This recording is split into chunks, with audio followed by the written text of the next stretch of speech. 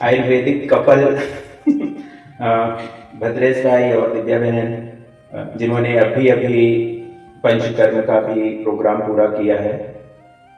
और आयुर्वेदिक कपल का भाव ये है कि अभी तो एंगेजमेंट हुई है, लेकिन उसके पूर्व ही आयुर्वेद और जो प्राकृतिक जीवन की शैली है, उसके लिए आप दोनों का भाव जो है वह बहुत ही प्रेरणादायक है और लोगों के लिए। और हेल्थ प्रायोरिटी में रहता है। स्वास्थ्य ठीक हो गया तो सारे जीवन का, परिवार का, ऑफिस का, जिस जिस भी क्षेत्र में आप हैं वहां का उत्तरदायित्व अच्छे से वहन हो सकता है। पहले लगभग 5 वर्षों से आपको साइनस की और जो रनिंग नोज लगातार जो हो जाता था हर एक सीजन में, चेंज सीजन में, और लगभग एलर्जिक अस्थमा जैसी कंडीशन होने जा रही थी लंग्स की। सदी और आहार का क्रम था वो पूरा हुआ। तो तुरंत ही आपको क्या फील हुआ? जैसे आपके लंग्स खाली हुए और सभी लोगों ने देखा कि काफी जो है जमा हुआ कफ एकदम गट्ठे गट्ठे आपके निकले। तो जैसे फर्स्ट चरण में तो खाली ऊपर ऊपर का निकला, सुपरफिशियल। लेकिन जब और थोड़ा डीप हुआ उसके बाद में तो आपको थोड़ा भारीपन भी लग रहा था और थोड़ा डिस्कम्फर्ट लग रहा था। लेकिन जो वास्तव में उसका जो कारण था, विकाराणाम अस्तित्वम एव अशक्ति, कि शरीर में जो फंसा हुआ जहर है, विकार है, उसी से सारा कुछ फील होता है। डिस्कम्फर्ट, सर दर्द, चक्कर आना, जो भी हो रहा है वह भोजन के कारण नहीं है, भोजन से संबंध नहीं है, वो विष के कारण है कि अंदर यह सब अंदर रुका हुआ है और इसी में बार बार चेंज सीजन में इन्फेक्शन हो जाता है, क्योंकि जो कीटाणु हैं उनका आहार यही श्लेष्मा है, म्यूकस है, जो आपके लंग्स में इतना सारा जो जमा हुआ था। जब आपको एक बार एलोपैथिक ट्रीटमेंट के द्वारा आपको दबा दिया गया था रोग को, उसके पश्चात जो वीक लंग्स हो गए थे उसमें लगातार एक कफ की विकृति बनी हुई थी। तो निकलते ही आपको क्या फील हुआ? जैसे आपने कहा कि अब तो बिल्कुल भी फील नहीं हो रहा है, कि अभी लग रहा है एकदम फ्रेश हो गए हैं। 5 वर्षों से आपको साइनस की और जो रनिंग नोज लगातार जो हो जाता था हर एक सीजन में, चेंज सीजन में, और लगभग एलर्जिक अस्थमा जैसी कंडीशन होने जा रही थी लंग्स की। और मेरे ख्याल से आपको निमोनिया हो गया था ना एक बार, इन्फ्लुएंजा। हाँ, इन्फ्लुएंजा।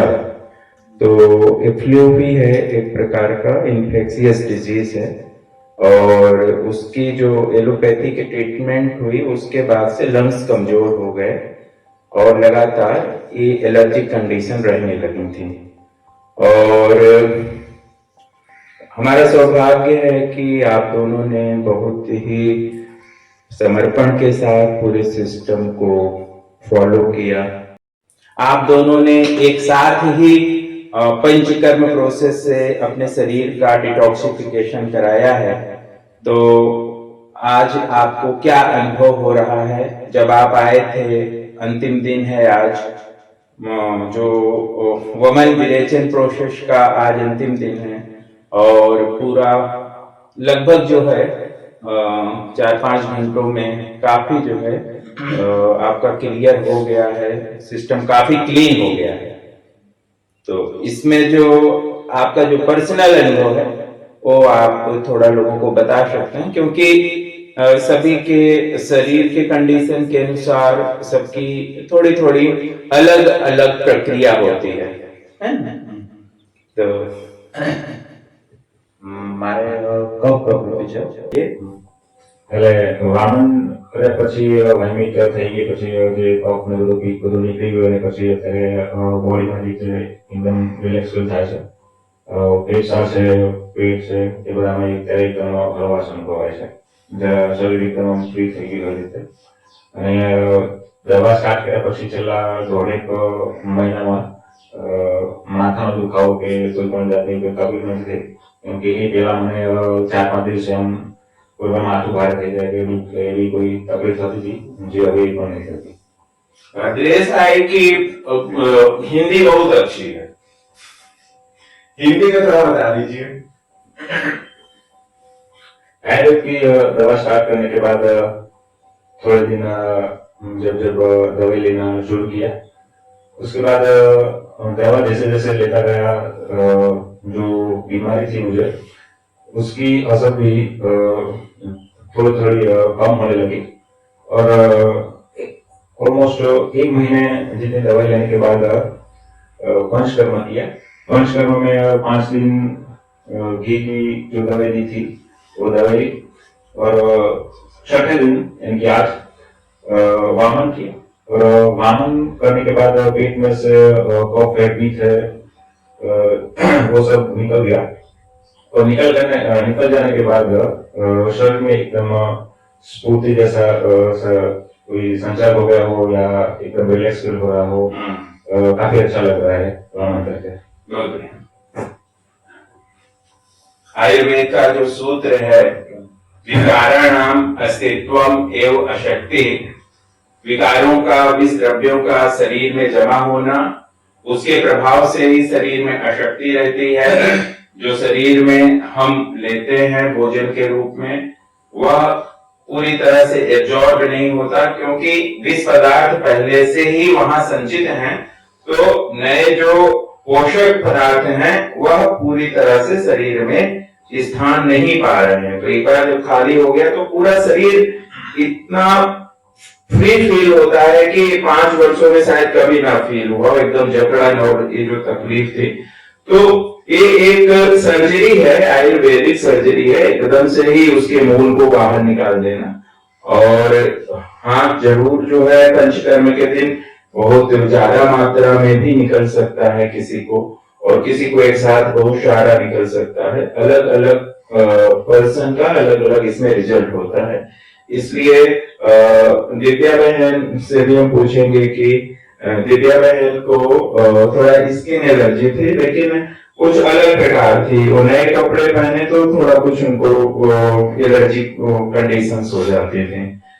तो नए कपड़ों में जैसा तो अभी ज्यादातर डाई और केमिकल्स का यूज हो रहा है और शरीर उसको रिएक्ट भी करता है. तो कुछ पुरानी भी कुछ इस तरह की कंडीशन हुई थी बहुत समय पहले, और वो ठीक भी हो गई थी.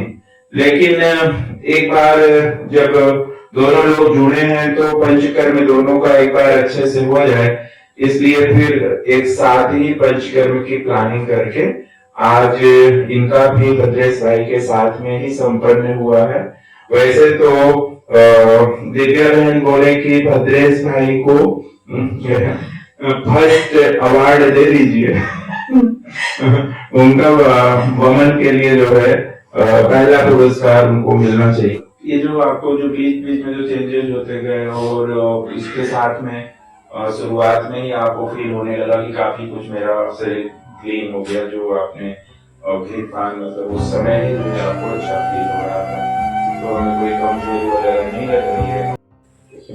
મારો પરિવાર પહેલેથી જ આયુર્વેદિક દવામાં વિશ્વાસ કરે છે, એટલે જ્યારે મને સ્કિન એલર્જી થઈ ત્યારે મેં આયુર્વેદિક દવા લેવાનું નક્કી કર્યું.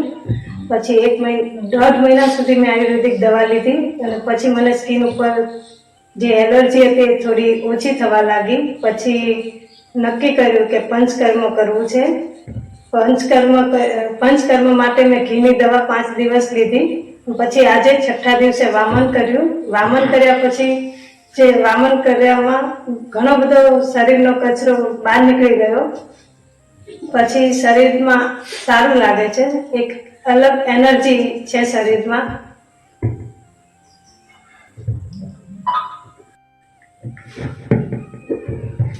जी बहुत ही अच्छा. दिव्या बहन ने खूब ही सकारात्मक अनुभवों को आप सबसे शेयर किया है, और भद्रेश भाई और दिव्या बहन को शुभकामनाएं आगे के जीवन के लिए आयुर्वेदिक कपल के रूप में.